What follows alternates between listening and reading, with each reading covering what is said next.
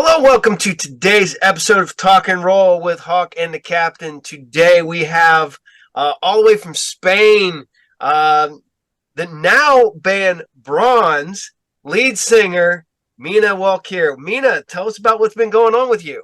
Oh, many things. As you mentioned, name change for my band. We were called Kramp, now we are called Bronze, and I relocated to Sweden. So Sweden now. many things going on. Yeah, A lot going yeah. on with you. Mm-hmm.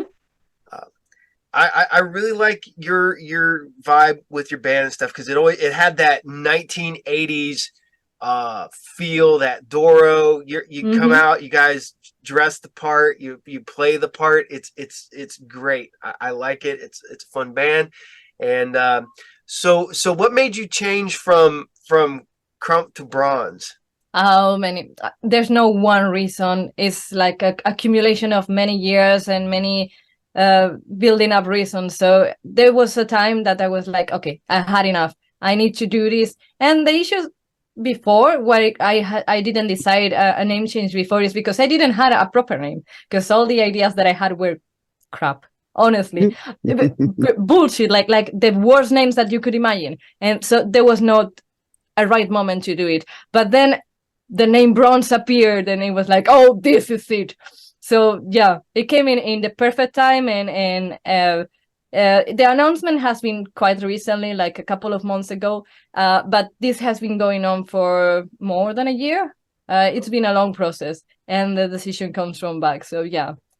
How's it working out? Brand changes can be really crazy. Yeah, it's a very radical move, because many people are thinking that this is a whole new band, that the lineup change is because of that I moved because of the name change. There are many theories out there, and it's like, just a name change, please. The Danzig did that. When Danzig started Sam Hain right out of the Misfits, Sam Hain and Danzig the band are like the same band. They just changed their name when they got signed.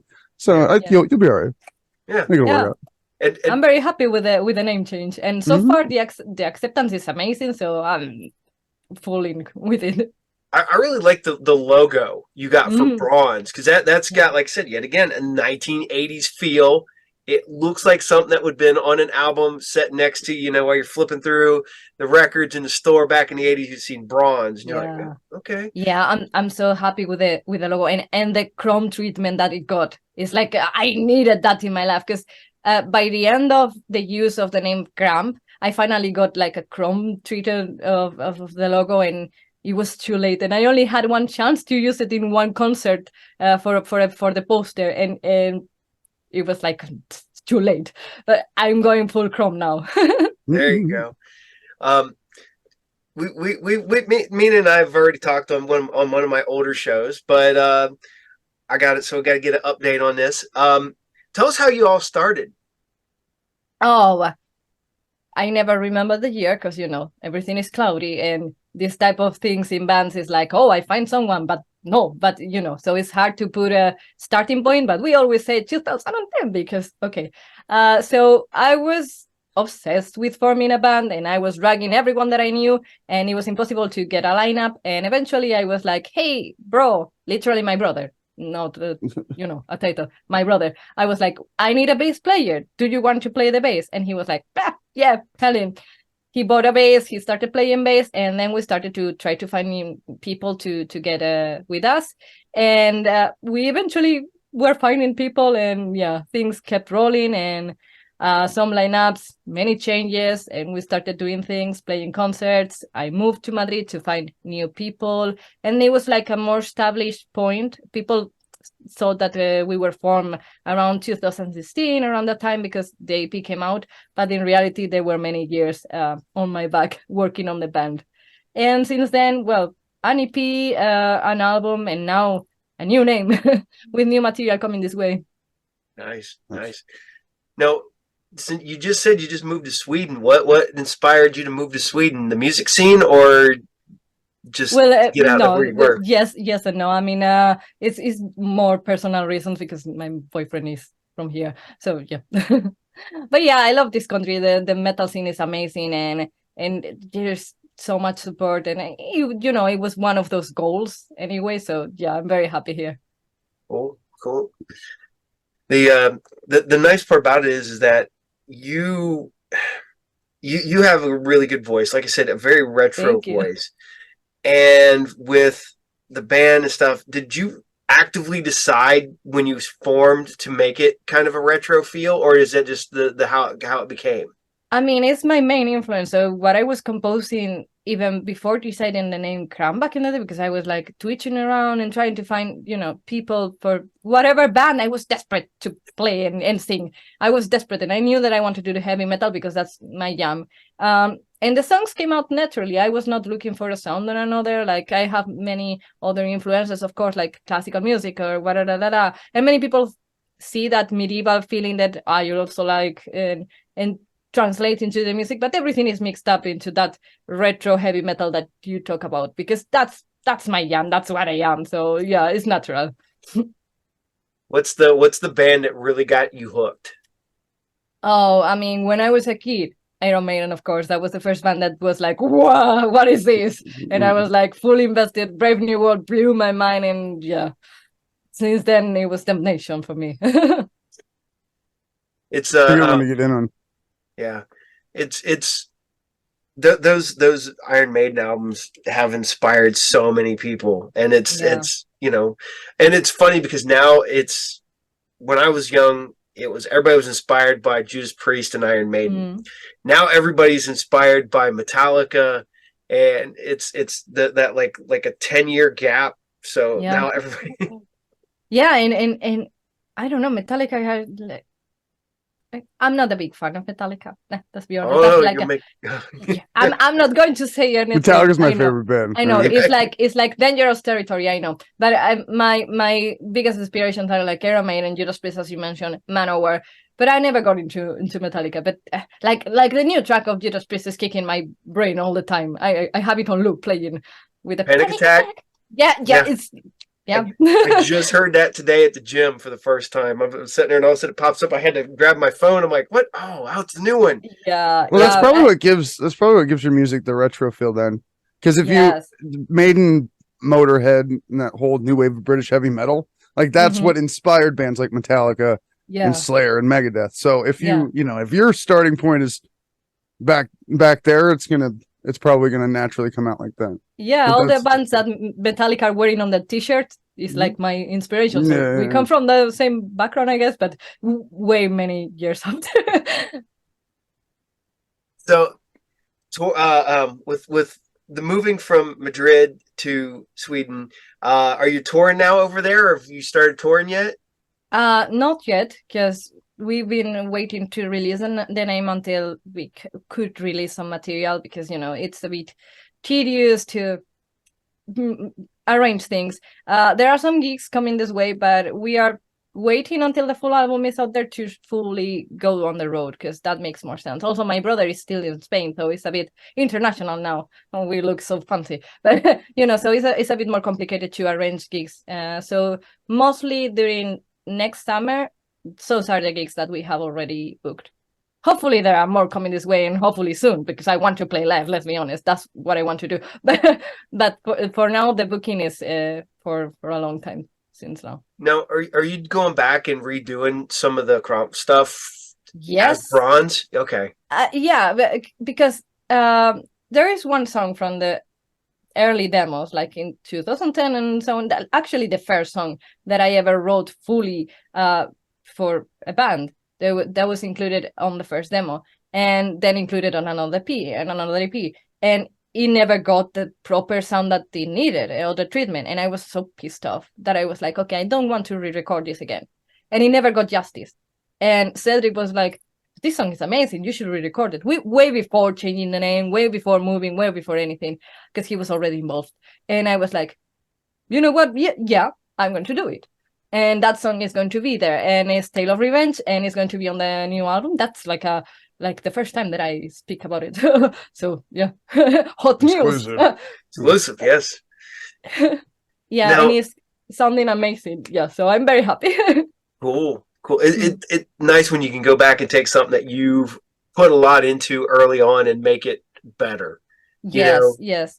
It's about giving it justice, because I'm not a big fan of re-recording albums or whatever, you know, like Manowar has been doing, or other bands, because it's like, that's good as it was. It's, you know, perfect in the context that it was released. But there are some other cases like old demos or not opportunity to bring it to proper life. And this is one of them. And I'm very happy that we decided to go with it. Well, that's a great idea to go back and touch on stuff like that. I love when bands re-record their old shit, like in a studio environment, just to have it exist. It usually isn't better than what the originals are, I wouldn't say, but I just think it's interesting when that does happen. It can be done in the right way, of course, but the examples, for example, Manowar, that when they did it, in my opinion, is destroying it, because it's like, what are you doing? And the sounds of the original ones were not the greatest, I agree, but they had that magic. So it depends on the case, of course. Yeah, and it's nice to record it from your old band to your current band and have that much better feel. That's usually weird. Yeah, because like Diamond Head did that with Lightning to the Nations in 2020. And then like immediately followed it up with a remaster from the original. Like, never mind. But I think the re-recorded one with their current lineup, it's not ever going to be as good as the original Lightning to the Nations. But it is like, I did like the updated. It was almost like a band covering themselves. Yeah, sometimes it can happen. In this case, it's like, there's been so many lineup changes that is not, you know, nobody's going to, it sounded better, because the band is not even moving. The same band. Yeah. It's like a totally different set of people. It basically is a cover. Yeah. The only two recurring band members are you and your brother, correct? Yeah, but since the beginning. So it's like, you know, because the lineup changes sometimes in bands are seen like, oh, but I miss this person, and it's like, yeah, but that person was not giving anything to the song. I'm not talking about Kramp or Bronze or whatever. I'm talking about other bands, and it happens in so many cases. And sometimes, well, it is what it is. And this lineup is amazing. I'm very happy, and yeah. I love the fact that you basically talked your brother into playing bass, and he just picked it up and started playing. And moving to Sweden. Yeah. Just like him moving. He moved with you, I'm assuming, right? No. He's staying in Spain. He's still in Spain? Yes. So are you guys going to get together to... He's still part of the project? Of course, yeah. But we fly and you know, that type of stuff. I am geographically challenged, so I don't know how far away like Sweden and Spain are, but yeah, well, Sweden is in the top of the continent and Spain is in the bottom of the continent, literally. Like so we just cross all Europe. It'd be like going from Maine to Texas or something. Yeah, but as far as I understand, in the United States, it's like crazy amounts of hours. And here by plane, not counting the metro and not counting trains and everything like that to arrive to the proper cities, but just from country to country is around 4 hours. So it's not that bad. That's not bad. If you want to drive from the southern tip of Florida and leave Florida into Georgia, it's like 10 hours. Shit. It's huge. Florida's massive. I drove from Ohio to New Orleans and it was 14 hours. So that's crazy. It is big. Yeah, it's big. Yeah. So with you and your brother forming a band, how's your parents big supporters of you guys? Oh yeah, always. Like they were like, do whatever you want. My mom is a writer, so she's like this bohemian spirit. She's fully, but she's the one that is constantly liking the post and sharing to her friends, like, please like this, support my kids. So yes, they're fully invested. Yes. That's always positive when the parents get behind the kids. My mother doesn't listen to metal at all, but she's like, she watches everything I make. Yeah. Yeah, my mom doesn't have a clue about heavy metal except Iron Maiden, and she was like, I wish I will see Iron Maiden because I like the energy. You guys have the energy, and it's like, thank you, Mom. It's cool when like I said, it's cool when they can get behind you, even if they don't follow the music or whatever. They're like, yes, that's my kid. They're kicking butt out there playing and touring. Parents can stomp that shit out, dude. Some parents are jaded and cynical. Like, well, you're never going to get anywhere, so don't be an engineer. Yep. You know, it's sad to see. No, I've bought all my kids. I've bought musical instruments just because they asked for them, and I'm like, okay, I got no problem. If you play it, you try it, and you like it, you like it. If you don't, you don't, because you never know. I'm legit buying my older son for Christmas. He just picked it out, a Fender Strat yesterday, so it's getting new pick guards. The guy's restringing it, everything, and he's going to drop it off to me. So I just picked it up for him. That's awesome. How old is he? Awesome. He is 23. My 13-year-old, his guitar, and he uses my bass all the time. So those are over here. And so he's always fiddling around with that, except for I have a really low ceiling, as you can tell. And so he's like, I'm like, no. Yeah. Yes. Now he wants a drum kit. So now I got to figure out where I'm going to put a drum kit in the house. Get an electric That's going to be dude. peaceful. Yeah, get an electric one, especially if he wants to learn. Yeah, I want to get him an electric one, but they're almost indiscernible now. Yeah, like, you can't really tell the difference anymore. He wants a real drum kit, and that's the problem I'm in. I want to get him a electric so I can turn it down. Yeah. Instead of boom, boom, boom, boom. But well, the electric ones also are very noisy, especially if it's on a top floor.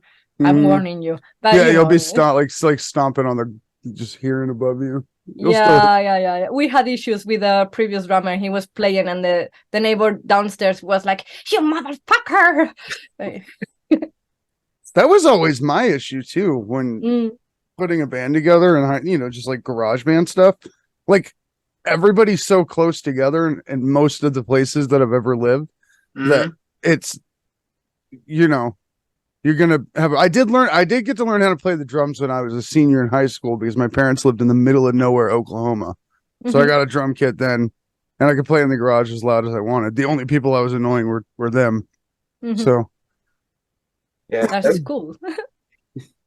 No, because finding a place for rehearsal is actually an impossible task sometimes. Yeah. So yeah, that's very cool to have your own place. Oh yeah. I used to let a band use my basement at my old comic shop. When I would close at 8:00, they would come in and play. And it was nice because at one point there was all the businesses were closed and the apartments upstairs weren't being used.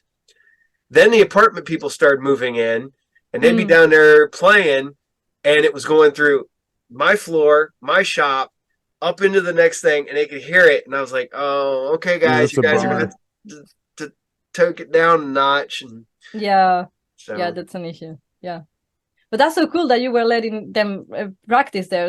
I was working on a Gothic store in Madrid at some time, but it was like a short job that I had from time to time. And the guy was like, "You can't rehearse here," but we never did. There was another band that was doing that during the lunch times and all of that, but he had like a stellar. He could kill someone there and nobody will know because we're not getting out. So that, yeah. And now we know where all the skulls came from behind you. Those are the ex-band members.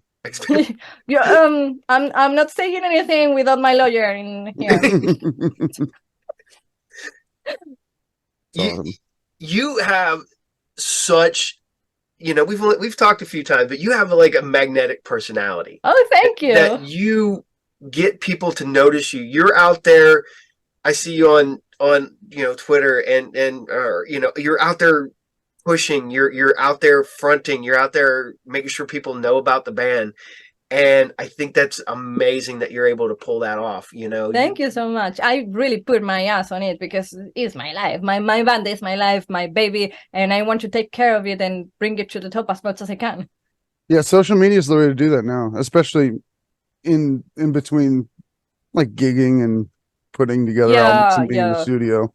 It's super important I mean, because I was born in the middle of nowhere in Spain. I was born in a very tiny village, so I didn't have access to people. So I had to find my way always to try to get my name out somehow on my band. So yeah, I'm pushing. Now, did you go from the small village still in the band and then to Madrid? No, not really. When I was living there, I lived until I was 16 around the time, and that village is literally 46 people. I think right now it's like 20 or something. It's tiny. Okay, it's a very rural area from Spain. Then I moved to a minor city called Palencia, which for me was like, wow, huge difference, but it's a very small one. And then I moved to Madrid, and then I was living in Extremadura for a while, and then I moved to Sweden. That's awesome. That's an epic journey from yeah, I'm like a nomad going 40 around. people village. How old were you when you found Iron Maiden?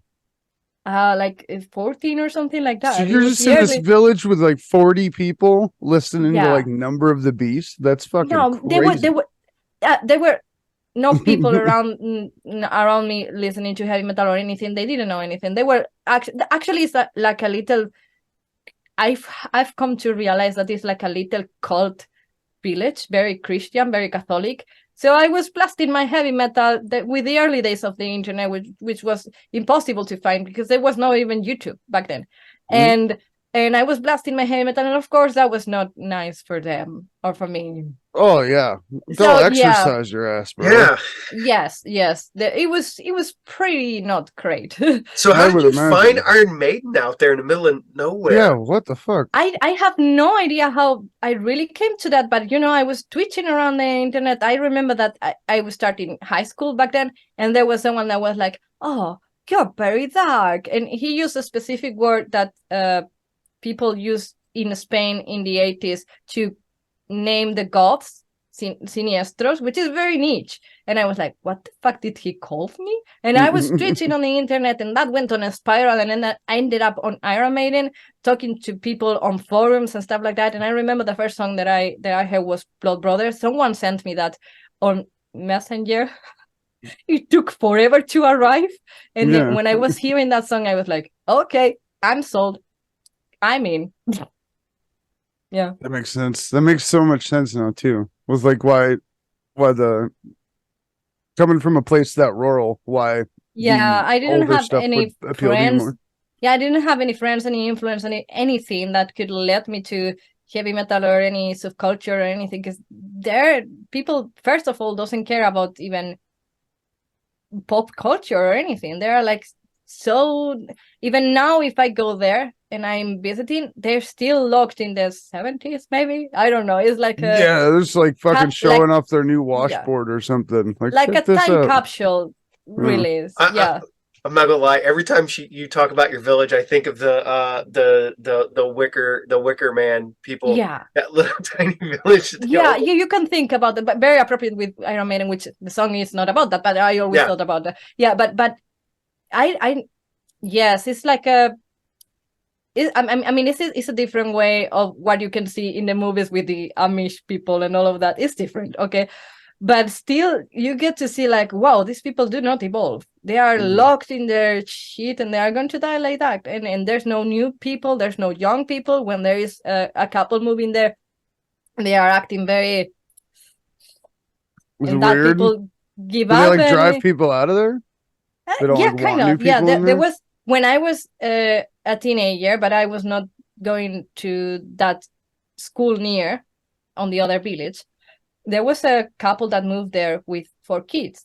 And they were very open and trying to make friends. And suddenly they were the old cast, and it was awful. And I think they eventually moved out because it was impossible to... That's impressive that you saw that, though. That you were...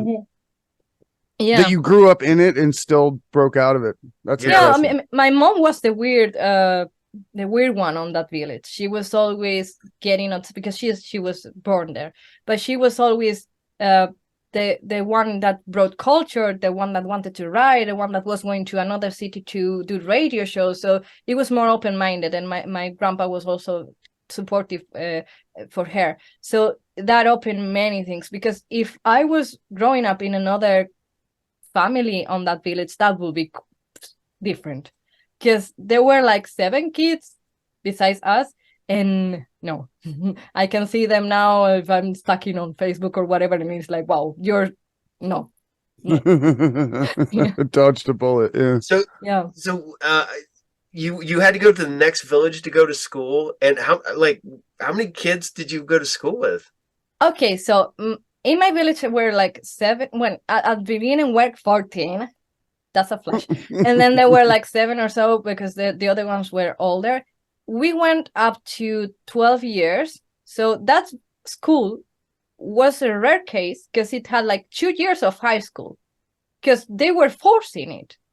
And that school was, when I started, when I was 4, there were like 200 people.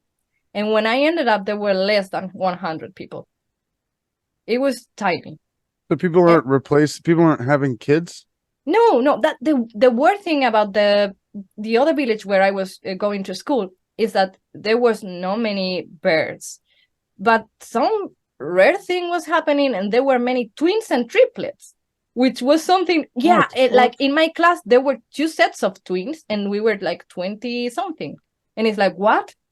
On my brother's class, he was 2 courses down me, because we are 1 year half apart.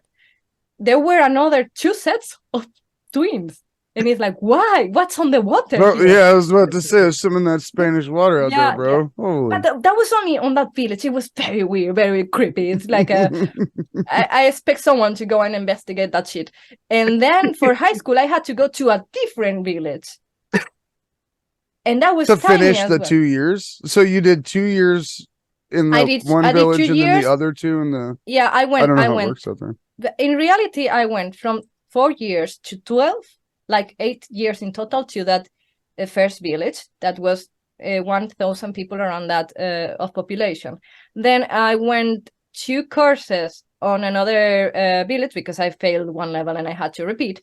And then I moved to Palencia and I did 1, and then I quit because it was like, fuck you, and I don't want to deal with school anymore. So you probably got to take in a lot of like real authentic like Catholic mythology stuff. I bet that makes for like writing really metal music, dude. Yeah. Yes, because the influence was insane, and I wrote myself very early as an atheist because it's like this shit doesn't make any sense to me, and I saw horrors. Honestly, like that flock mentality and the fanatism and everything is like, wow, no, this doesn't go with me. And honestly, the Catholic mythology and all the cult mind hype that they have, not everyone, but in many cases, is a huge influence on my music in a very subtle way, because I don't want to talk openly about religion, but it's always some lines there, like the fanatism and all of that mark huge on me. Yeah, I bet.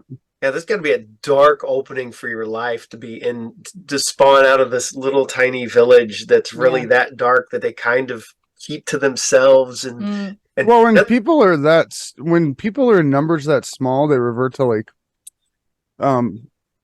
prehistoric tribalism. It's everybody does it.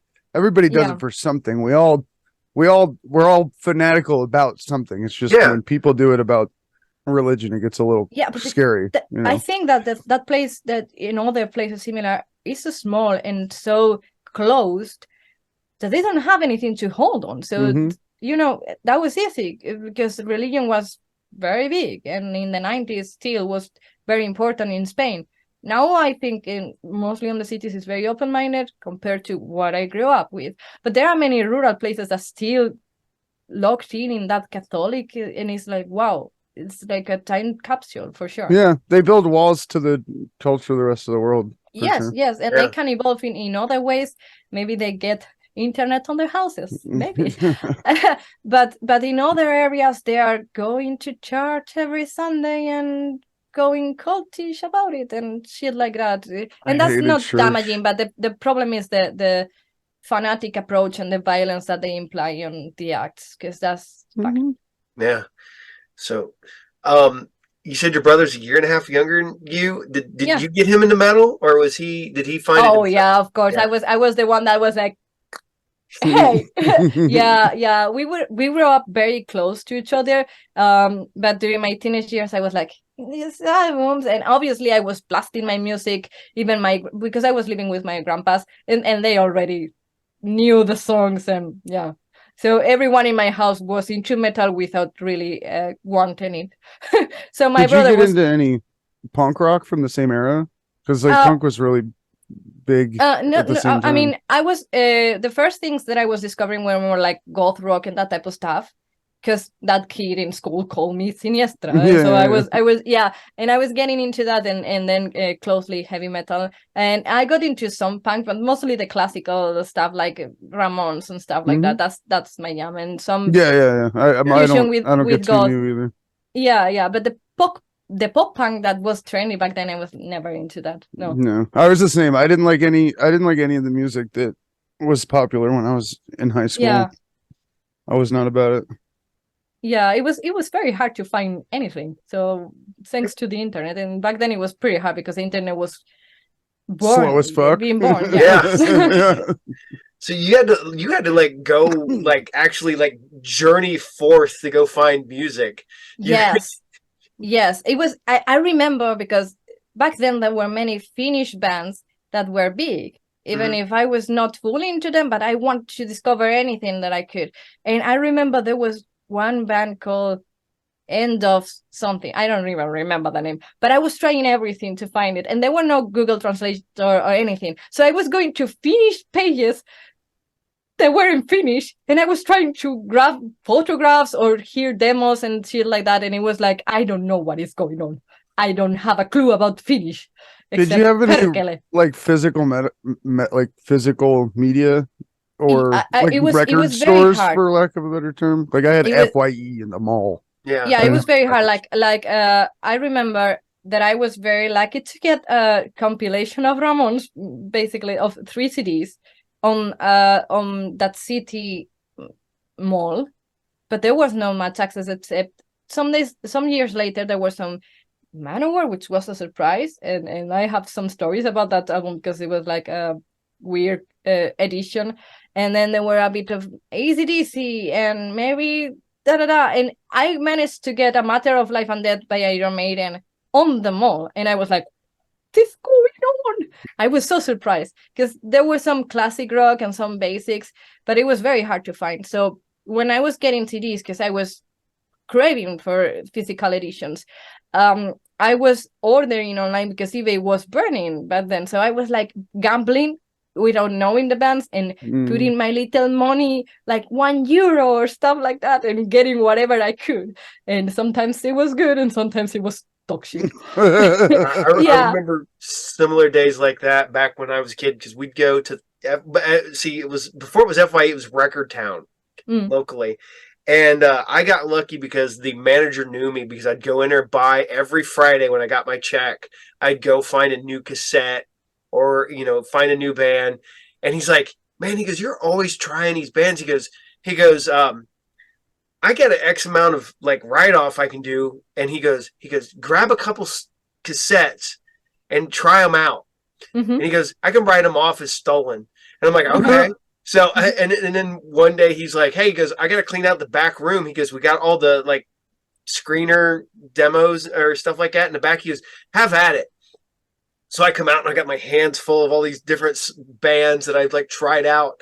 And I got lucky because I've discovered a ton of music that way.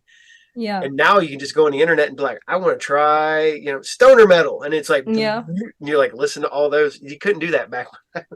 Yeah, back then. I mean, I was a pirate, basically. That was my attempt. But I was writing on not a mule, a similar one called Ares. And I was going heavy metal and gambling. And sometimes it was, I remember there were many songs that were labeled incorrectly and they were attributed to Iron Maiden or whatever band, and it was not. And years after, it's like, yeah, I remember this song included. And it's like, no, that song never happened. It's just that it was distributed in the wrong way. Yeah, that happened a lot back then. A lot. Dude, and of course the buy porn. physical. Oh, dude. Yeah. I would buy, there was that too. Like music would be labeled. It was fucking crazy back then. God. I would buy some physical stuff, but I did a lot of pirating. Yeah. I mean, I will say that like what I listen to, because I'm not super exploratory, like Paul is like what he's talking about, getting new. I didn't do that. I would get into a band and then get into every little thing they did. So I'd be super obsessive about one band at a time. and listen to like one band at a time. So you don't really accrue a big library of bands that you know about at the end of a process like that.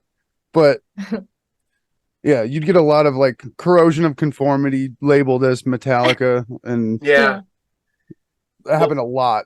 Oh, especially LimeWire. That was horrible in there. Jeez. Yeah.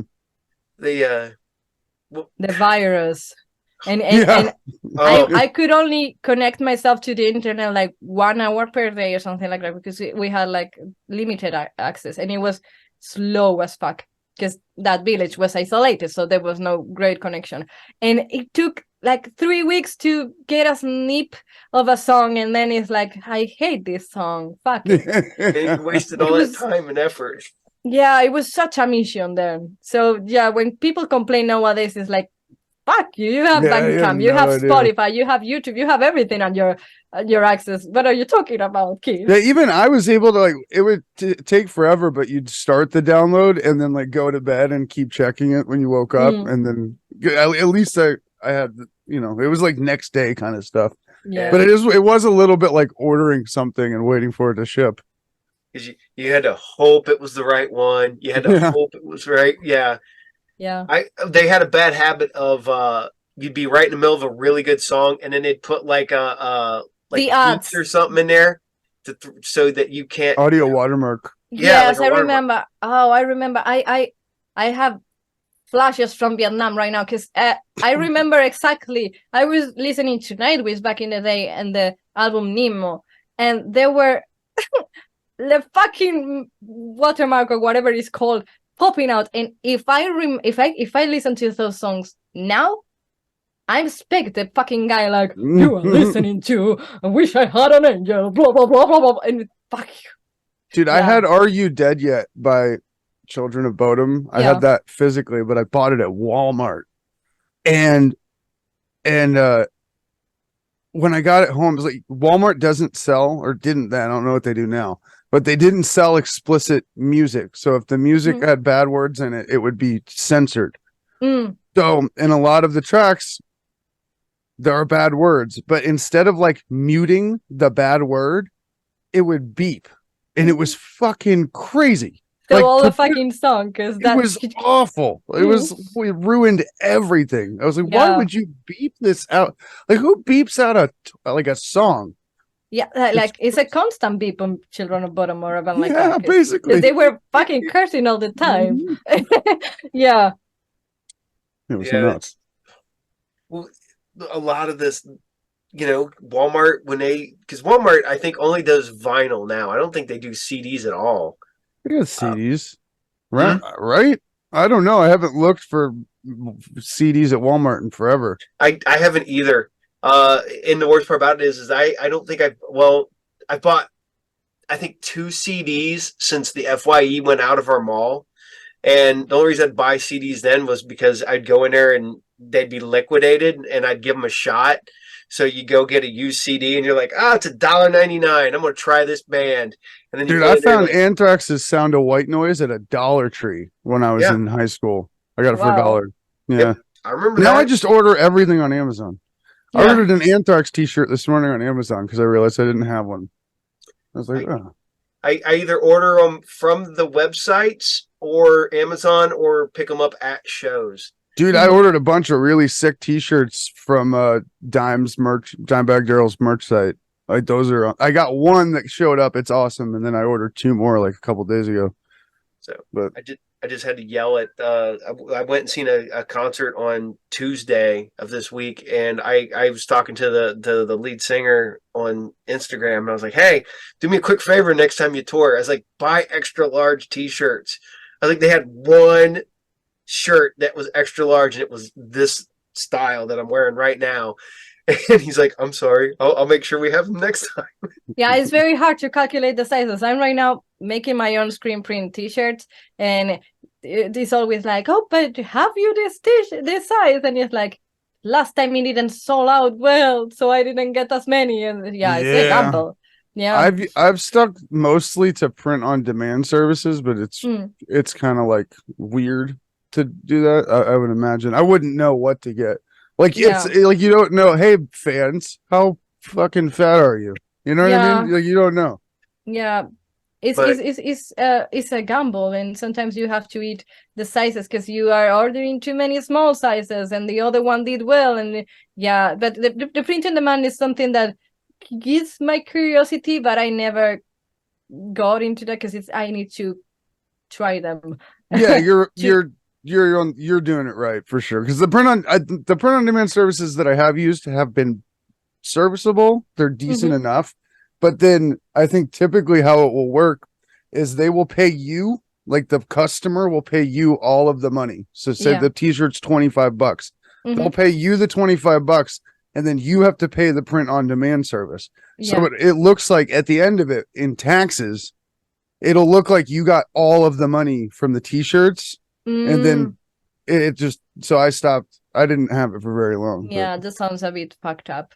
But, I yeah. mean, if you have like a crazy amount of orders, maybe it's beneficial, but for I smaller was well, brands. and even then, I just wanted my stuff in the world. So like the Mhm. profit margins on these things were like Yeah. $1. yeah, So like Yeah. it was like $1 that I Mm, would actually get from every t-shirt, but it looked like I was getting $25. yeah. And then yeah, so I was like, I'm not paying taxes on $25 when all I really got was $1. Yeah. Yeah. Because I'm too stupid to understand taxes. Yeah, who the fuck understands taxes? Not even the tax people themselves. that's why I have my wife take care of my taxes because I can't tell you shit. Yeah. I know I bust my ass at my comic shop. I make money, and she does the taxes. That's how it works. I just TurboTax everything. But now I have a business, so I don't know what to do. I got like LLC or something. Yeah, it's a huge pain in the ass. I'm not gonna lie. It's I have to account for everything I buy, everything. So down to toilet paper and tape. I still got to account for all Yeah, that. yeah. So I remember the good old days. I had a store on my own. Now is music and da da da. But back in the day when it was a clothing store. It was online, and it was the early days. They didn't know where to put it on the taxes category because it was like, oh, online business. There was 2008, so it was pretty new for people, and I had to count, as you say, the tape, a pencil, or stupid things like and it's well, yeah, it was not fun going with a stack of tickets to make the math. But I was paying a lady. It's like, you take care of this place. I don't care. Yeah, do your thing. Why do you have to count all this stuff? Like related to the business or just in general? No, I mean, she was only handling the taxes and that type of stuff. No, I mean like because Paul's saying he's got to count the tape. Oh. Why do you need to count that tape?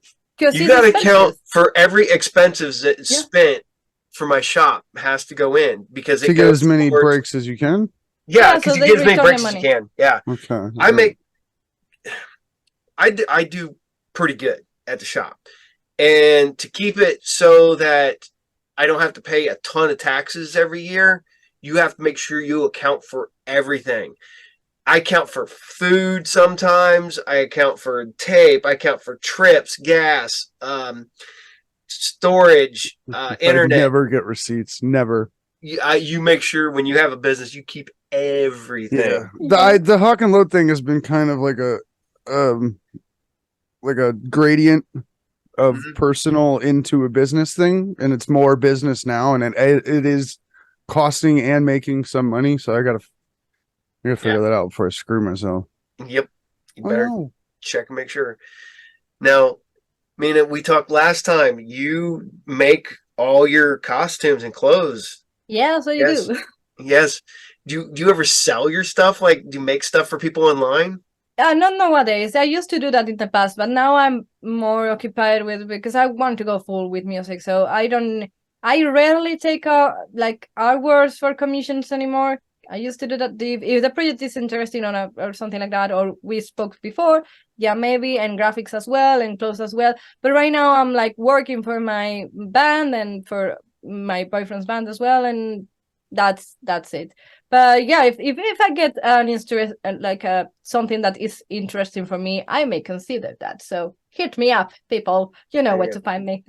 Because you were doing some really cool jackets back in the day. Thank you. I really want to go back to painting, because the last era of my life has been so chaotic that I could not even buy textile paint.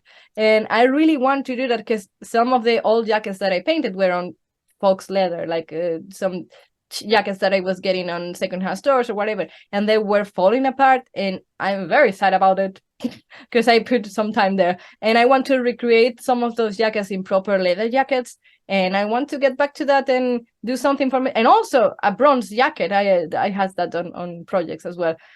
So yeah, I hope to do something. Now, who did the artwork for the bronze that you've posted on the Oh, internet? me, I take care of all of that aspect. Yeah. Nice. Awesome. Yeah. It was fun because I forgot that for singles on platforms like Spotify, well, Spotify not that much, but Bandcamp, they demand to have an artwork, and I'm very private with the main artwork for the album because it's like, this needs to be the album artwork, not the single. So I'm like, yeah, let's go with a single artwork. And and there is going to be another single and also have a proper artwork because I'm very nerdy, and as you know, I take care of all the details and the little graphics and a banner, and yeah, as much as I can, I go over the top. So do you have all of the set list or the songs for the album ready? Like, do you know what is going to be on the album? Yes, we are not going to release it so far. We don't have a date or anything because most probably, if nothing changes, it's going to be independent. So there's a lot of shit to handle, and we are taking it easy because right now it's like the way of the singles. So we are experimenting on that on that approach, and let's see how it goes until we can announce the release of the album. Yeah, we legitimately just talked about this with the last band, Brexer. Yeah, because talking about putting out singles until you get so people are always aware, and then the album drops, and then you get the full album with. Because you gotta keep nowadays, like you have to be on what is it called, like games on demand service. Yeah. So you need to be like a constant kind of thing. You can't put it out. You know, Metallica can put it on an album once every 8 years, but like if you're trying to grind things out, singles every couple months are probably your best bet for keeping an audience. The thing is that metal is very gatekeeping in that aspect. They are very stuck in the 80s for everything, including the bad things, and they don't really appreciate this approach. But in any other genre, respectable or not, they are doing the single way and it's working for the artist, and they are getting something. While in metal we are starving because we are like a full album on vinyl on tape. Nobody buys that. And yes, they buy it because now it's trendy to buy vinyls on tapes, but it's not enough to make a proper income. But if you are putting content all the time and you are creating some buzz around it, it's more helpful because your name is not going to be forgotten. I hope that's what you're doing. What you're doing is content creation, except the content is music. Yeah, I mean, I'm an entertainer, I guess, or something like that. Yeah, that's the way of nowadays, and we have the opportunity to put a traditional official video film with the band playing, and we also can put a lyric video and create behind the scene and also show the song or a playthrough with the instruments. Or there are so many possibilities that back in the day were not possible, and you can squeeze the singles like a lemon. Yeah. You are very fucking electrically excited about this. I love it. Yeah, you are jazzed the fuck up. I love that. Yeah, I mean, I love my band. I love music. I do everything that I can for music. That's my motto in life. Yeah. So we've talked to other bands. What's the music like venue? Do they want you to play your stuff? Do they want you to play a mix of maybe some covers, or are they pretty open over there? So far, when we were booked, it was for us to play our own music. If we are trying to book, that's a different story, because at least in Spain, and I'm not very interested in booking right now in Spain because we can only access to small places because we are a small band. Yeah. And most of them have all the days reserved for cover bands. And they leave only maybe Thursdays for regular bands, and they ask for a lot of money while they pay the cover bands. And it's crazy. So I'm not going to participate on that. So don't do it. I mean, I'm creating music. If anyone wants me to play, it's going to be my music. So that's the only deal that is here. Like Club circuits out here historically, I don't know what they are because I'm not plugged in to like club circuit touring scenes now, but I know at least back in the day for bands like Pantera through Texas and Louisiana, they would have to play covers, otherwise they wouldn't be let up on stage. Because the people who own the venue want you to play something that the audience knows. Yeah. So I don't know if it's still like that. I mean, the guys last week said they did all their own original stuff, and usually most of the people we talk to they play all their own stuff. Yeah, which is good. It was real good because it's getting, you're not just repeating other people's stuff, and they're just like, because we had a band locally. Huge cover band. They would come in, play, the club would be packed. And I remember they were like, okay, this is the last night we're playing covers. The following weekend, they went to doing all their originals, and nobody went. Well, dude, you don't want to be in a cover band, right? You don't want to do that. Being in your band and being you and then playing covers on stage, I would do that shit. Like for me personally, every set would have some cover in it just because I love doing that. Like I love playing covers, but like being in a cover band and then trying to like move that, like, because you're just gonna end up. It's like it's a little bit like Twitch streamers if you think about it, right? Like, so Twitch streamers play Fortnite and everybody watches them play Fortnite, but then they don't want to play Fortnite anymore, so they play something else. And as soon as they move to something else, their audience drops. And then you realize they're not attached to you. You're not. That also happens with musicians in YouTube that are doing cover, not only covers but content around music, like jokes and parodies or AI generated songs. And then when they are like, "Oh, I have a new album coming this way, dropping music next week," and they are like, "Click, click, click, click." Yep. Yeah. I did just the difference between like what I normally do with scripted content and taking like a piece of my podcast to put on my page. The difference was crazy. Like the piece of the podcast did absolutely nothing. I don't know why. I don't know what it is. It was it's all the same kind of like content wise is what we're talking about is very similar to what I talk about when I script the content, but it seems like nowadays everything is very niched and put in little boxes, and within that little box another little box, and it's like, okay, so nobody can move. If you are labeled as something, you cannot move from that little ecosystem or whatever you want to call it. And yeah. So you said your boyfriend's got the band now. Are you working with his band, or is he just independent onto himself, his own band? He has his band is Plays on Stone, and he is the main guy there, and and he's also in Bronze. He's a guitar player now, and he's great, and he does many things, and he's been involved in 3,400 mil songs and bands because he's always working in music, and he's very prolific. That's awesome. Is he gun for hire? Does he go with people hiring him for his bands, or no? Not really. He works on his own, but he's been in many other projects, and right now he's fully focused on his own bands. But he also does like or used to do mixing and da. But right now he wants to focus on his own stuff.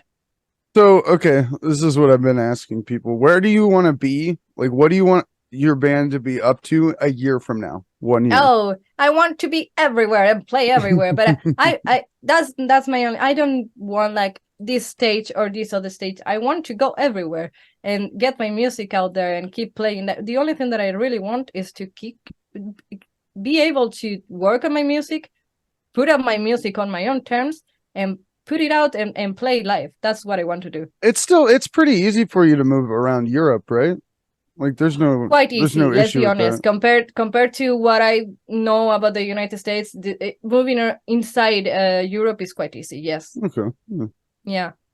because we have some gigs booked in Belgium or France, and we can go back and forth, maybe on the same day if we are sneaky, or at least 2 days. Right. And we can be sleeping at our own beds. That's awesome. So what area has the best like metal fans for you within Europe? Mm-hmm. I will say Greece and Germany, but if I have to test the maniac level of insanity, it's Greece, because every time that I go there, they go fucking nuts. They are violent. They don't know limits. Greek people are fucking awesome. You got to get to South America, man. South America, those people are fucking I know. wild. Those Brazilians and the Argentinians. Yeah, there's many South American people living in Spain because there's no language barrier. And when there's been some shows, you get to see the different background, and they go wild. They go very fanatic and touchy, and I feel like maybe there's the Nordic, Sweden, Norway. Those guys they make crazy fucking music. I imagine they'd be kind of nuts themselves too. Well, they are more quiet, more polite. Yeah, but they so do the corpse paint. Amazing music. Yeah, but they do amazing music. But if you get to see the shows, it's a different reaction. But I love it in here, so yeah, I'm fine. Nice. Yeah. So, are you on track to be playing anywhere, like within the next couple of months, like doing live stuff? Not really. We were talking about closing some gigs, but the focus right now is to get the material out, and once the album is out, really promote it, because otherwise it's like not having anything to really sell on the concerts, and it's a missed opportunity. So maybe we can play smaller gigs. We have not decided about that. We were talking about some gigs, and we are like very hesitant, like maybe we can wait. And of course I really want to go there tomorrow, and or right now, if I close the microphone and I go to play now, I'm ready. But sadly, you're just waiting for the phone calls to make us. We got a gig for you. You're like, I'm going. Yes, hit me up on my socials or my anywhere, please. I want to play. Yeah, but obviously I need to be realistic and organize the agenda in a way that is going to work the best for us. Because otherwise I will hit the road like a fucking hippie with a band, and I will play everywhere, and I don't care about where to sleep or what to eat, But that makes sense. That's smart. I think you're doing it the right way. Yeah. For sure. So we've asked this to a lot of our guests. Any touring horror stories? Oh, where do I start? Okay. Those are the good ones. Yeah. Okay. So we had a mini tour on the UK. And I have a very fucked up insomnia and sleeping disorder, so I don't get any sleep. And traveling is harder because you have to adapt to the activities and what's available. So that was bad from beginning to end. We arrived there. The first gig, the guitar broke because we were using instruments that were from the venue or the bands, I don't remember, but we were not traveling with our own because we didn't know how to put it on the plane to the UK because they're lost, Yeah. British people are their own breed for that. So we were there. The guitar broke the first day, the second day, and the third day. The guitar player was his first experience touring, and he was so depressed after that. The second gig, the bass amp exploded in front of us. I was collapsing on stage, like falling down because I didn't have any sleep. And in the middle of one song, I was like, whoa, what's going on? It was so bad. And I remember the coldest cold, like Jack Torrance at the end of The Shining. That was us trying to sleep. We were 3 people, my brother, the guitar player, and me, on a surface that we are going to call bed, but it wasn't a bed. And we didn't know how we were going to make it to the next day to play.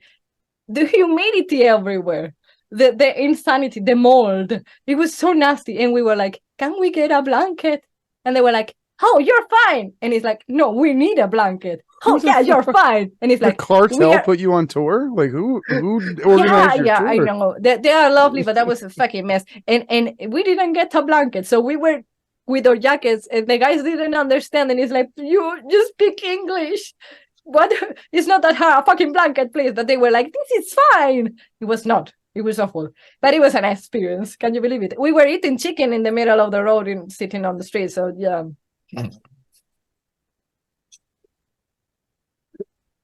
The fact that they would not give you a blanket. Yeah, but it was not even like, no, you are not getting a blanket. It was like, nah, you're fine. It's a big deal. No big deal. And So- Yeah, we were hugging three people like, oh, I'm freezing. It was awful. Does it So- snow in Spain? What? Does it snow in Spain? Yeah. Is In it a some dumb fucking areas, question?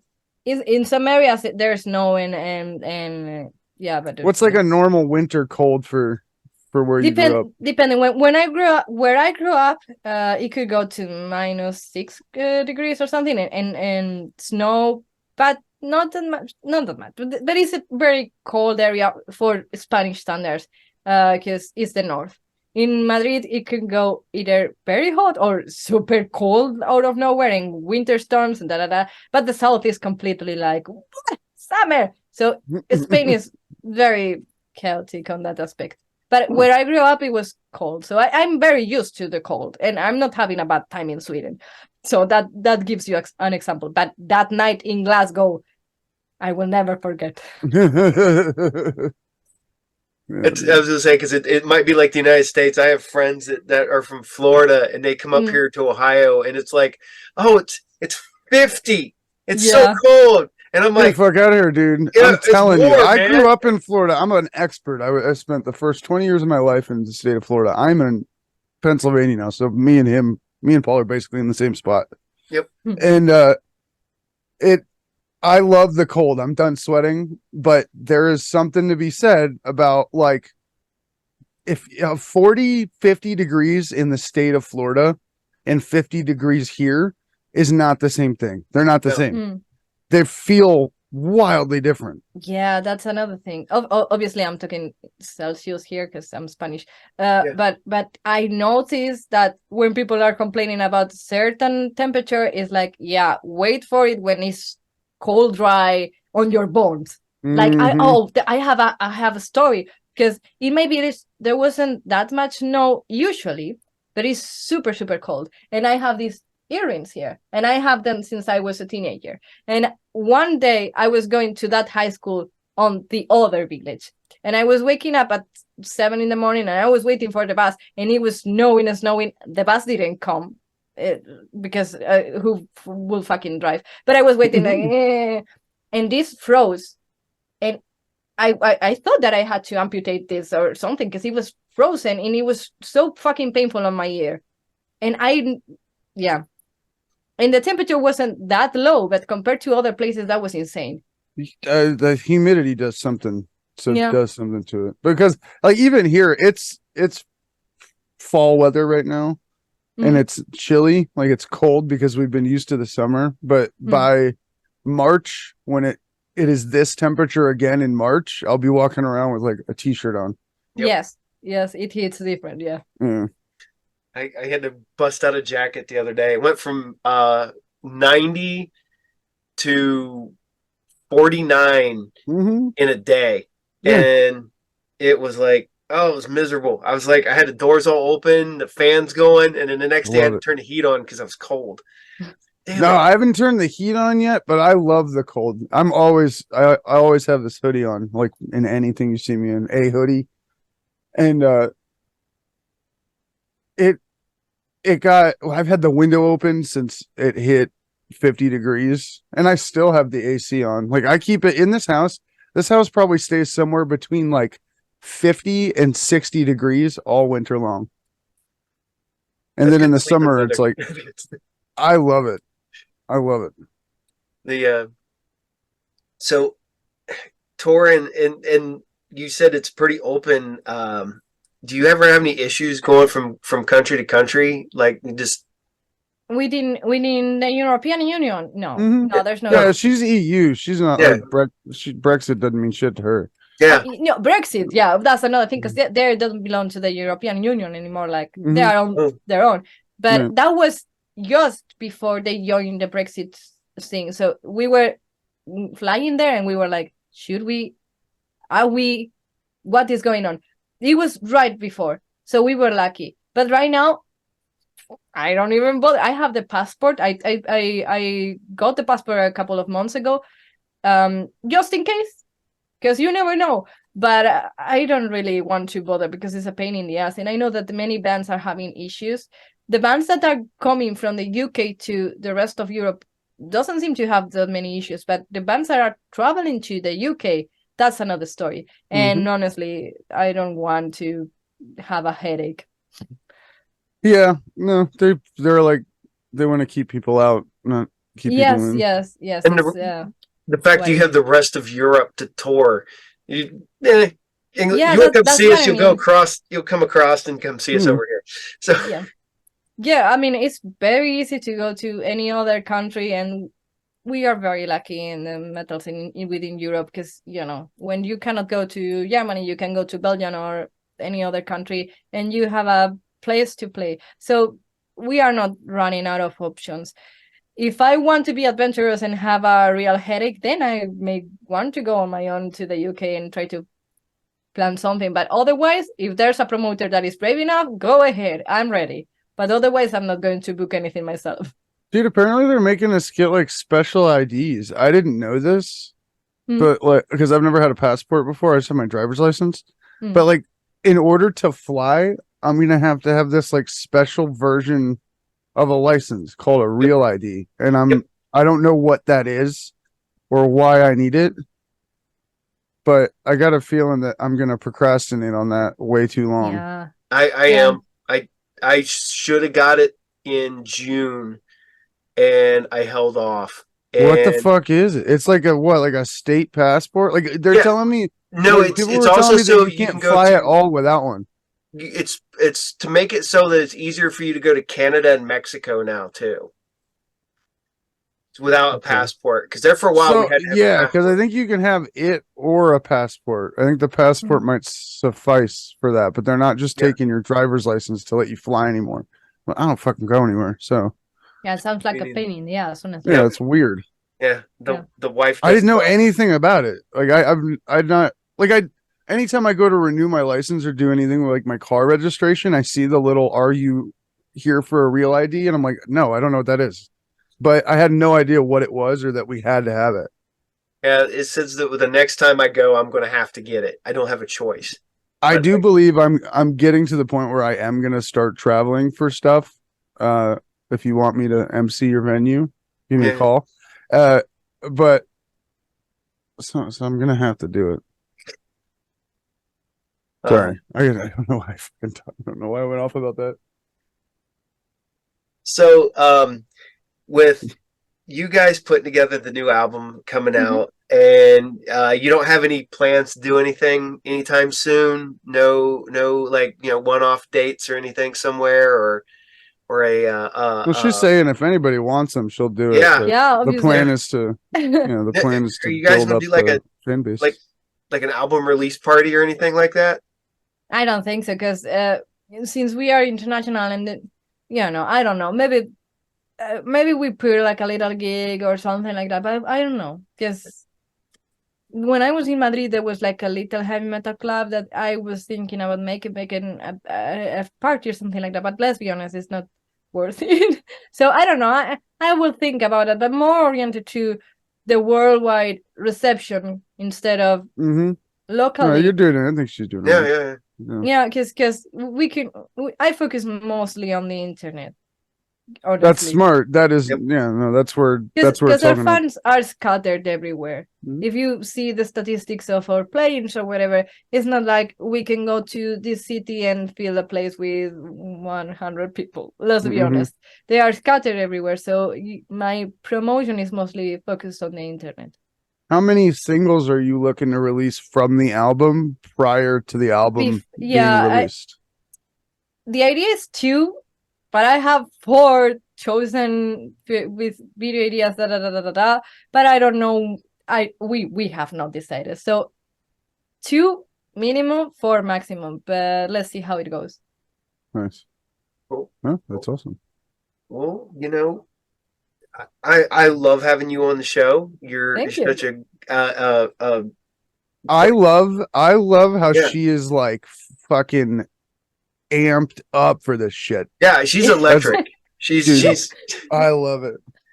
I love that It's- term, electric, because it's like a Yeah, that's thunderstorm. yeah. and Thank you. it's funny. Like I said, I've followed you for a while. You know, we've talked before, and seeing just the evolution from that interview to this interview is a lot in just a very short amount of time, and you're kicking ass. And the new band, you know, it looks like it's coming to get well, not the new band, but the Bronze is coming together. Brand. Yeah, and the brand is coming together better. And I keep holding off because one of these days, because you guys got to put out a vinyl so I can put it in my collection, but I will have to just get a breakdown and just get a CD. Is it spelled funny? How do you spell it? I'm sorry. Bronze, like the metal? yes. Yeah. Oh, We okay. want full metal. Yeah. Yeah. See, Okay, dude.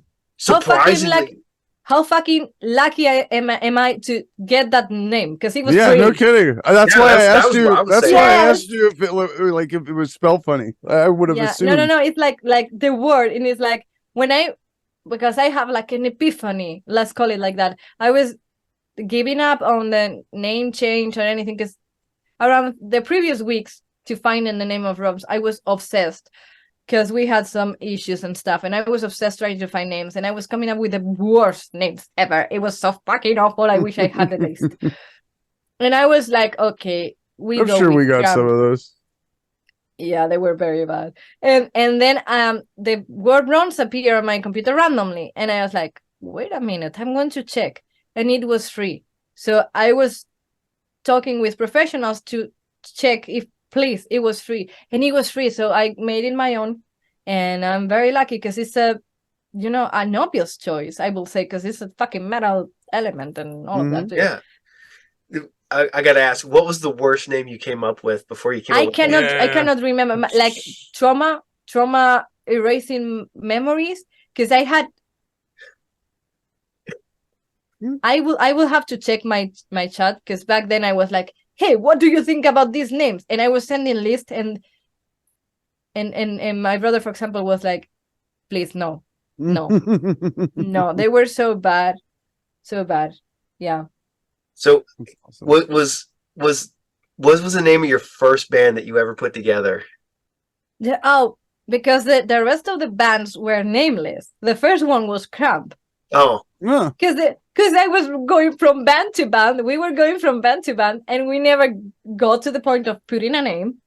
And when we finally found a guitar player for the band, I was like, finally, I'm going to pick the name of the band. And I made a huge list, and I was like, this is my favorite. And I showed them the name, and they were like, yes. But, it changed. Not gonna lie, that was one of the oh, yes. Yeah, because back then Kramp made a lot of sense, and still I will hold it forever, because, yeah. But it was something epic, and, like this sword and sorcery kind of word, even if it didn't mean anything, because it's with a K and all of that. Yeah, but yeah, it hit. Because we always ask that, because I remember being in high school and coming up with the worst names for a band. I remember. I have a terrible one, but I can't say what it is. But it's bad. Just trust me. Yeah, I remember when I was 14 and I was daydreaming and making logos. I had the worst logo. It was like a trident, but it was like it was so fucking awful. I can draw it because it's engraved in my memory. And I was like, I'm going to have a band and call it Possession, because I was no access, and it was bad, because I guess that the religious thing going around, I was like, hey, best name ever. But it never came to anything, because I didn't have people, and I didn't have a band, and I didn't know how to play anything. So yeah. I'm just amazed that you guys formed a band essentially in the middle of nowhere. Yeah. Learned you became a singer. Your brother became a bass player. Started out in the middle of nowhere, and it's just like, I know how hard it was in my small town, and we have like 20-some thousand people, and just trying to get musical instruments locally and trying to get music locally was hard back then. And I couldn't imagine trying to do any of this you had a little bit of the internet, but it's just insane for me to even fathom putting that together back then. Yeah, Dude, yeah. getting It was. instruments, you would have to like hope that for Christmas, mom would get you a guitar. Like, broke ass teenagers. I think my dad got me a PA system because I needed one to do anything for like my Yeah. graduation, and we never used it before I lost it. A I whole got PA my system. I got my first guitar when I was 14 because I was asking for my first real instrument was a drum, and I never did anything with it. And because there's two stories. I was going to tell the guitar one, but the drum also has.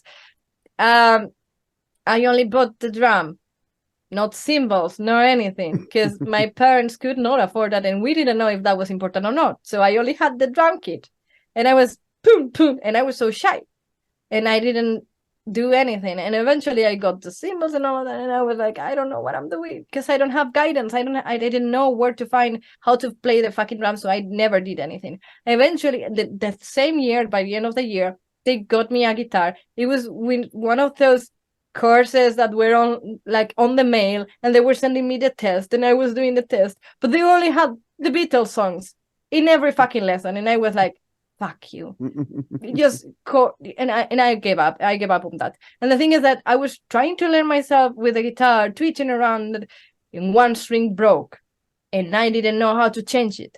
And worst of all, I didn't know where to buy strings. Where do I get strings? Yeah. Yeah, it was like, what? I don't have any place to go and buy strings, and I don't know how to change it, and I don't know which one is on which place. So it was like I forgot about the guitar for many years. And then when I moved to the city, I was like, okay, I'm brave enough to start trying again. I'm still trying to wrap my head around the fact that you were shy at one time. I mean, I have social anxiety, not shy. I have social anxiety, which is different. Yeah. I'm the same way. Yeah. Yeah. See, it's like I said, it's amazing that you have moved. I'm not gonna lie, you've essentially moved mountains to become where you're at now because you've had to go through so much bullshit to get from point A to point B, and it's amazing. Yeah, but it's worth it. So yeah. Yeah. So you seem to legitimately be super happy with your position. You want to keep moving forward, but you're also happy with what you're doing, and it's amazing. And it's a very hard point to be in because there's always this spirit of ambition, and I am very ambitious, obviously, because otherwise I will stop where I am and just do music for myself.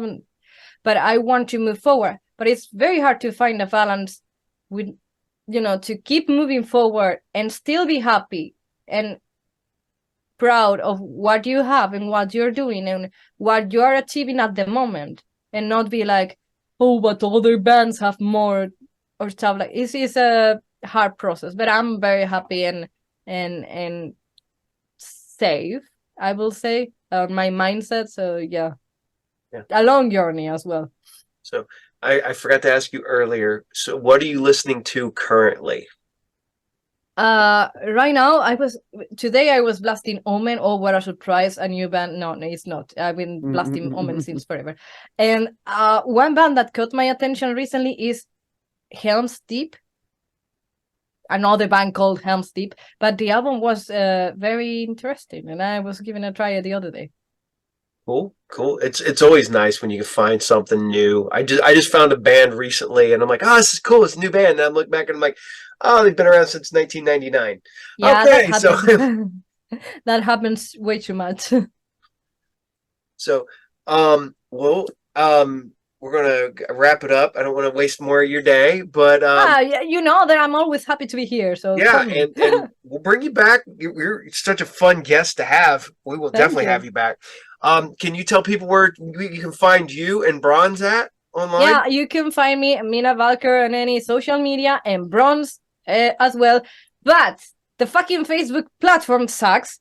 I've been trying to process the whole name change there, but we're still under the name of Kramp. only on Facebook because they refuse to process the name change. But hopefully soon we will be bronze there as well.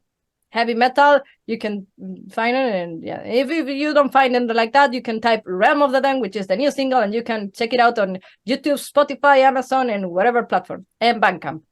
We'll have it all linked. Yeah, we'll put all the links at the end. Yeah, I will send you Facebook all doesn't the let me info. use my name either correctly. Not correctly. Yeah, I have to like spell it funny. It's a fucking nightmare, It's the weird. Facebook platform. Yeah. Yeah. Where can people find your merch? Also on Bandcamp, I'm a bit lazy with the website right now because there's too much to do, but also on our own website, Bronze Band Official or Bronze Official. I don't know. I don't even know my own page, but you can check it out. And we also get it there. It's more direct with the band. We appreciate that because, you know, some extra money always helps. And if not, you can always email the band. I will take the charge on that. There you go. All right. Well, like I said, Mina, it's always a pleasure to have you on the show, and can't wait to have you back. And let us know. We'll keep put you up on our pages too. You know, like, hey, their album drops in a month, or their album. Yeah, I will let you know for sure. You know that. Cool. Well, I appreciate it, and thank you so much. And you have a pleasant rest of your day, because I have no idea what time it is where you're at right now. Maybe 10, something like that. 10? I don't know what 10 let PM? me check.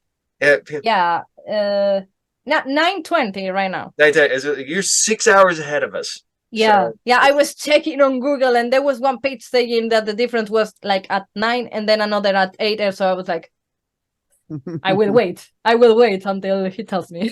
Yep. All right. Well, thank you again, and we will talk to you again soon. So take care. Yeah, take care, guys, and have a nice day. You too. Bye. Bye.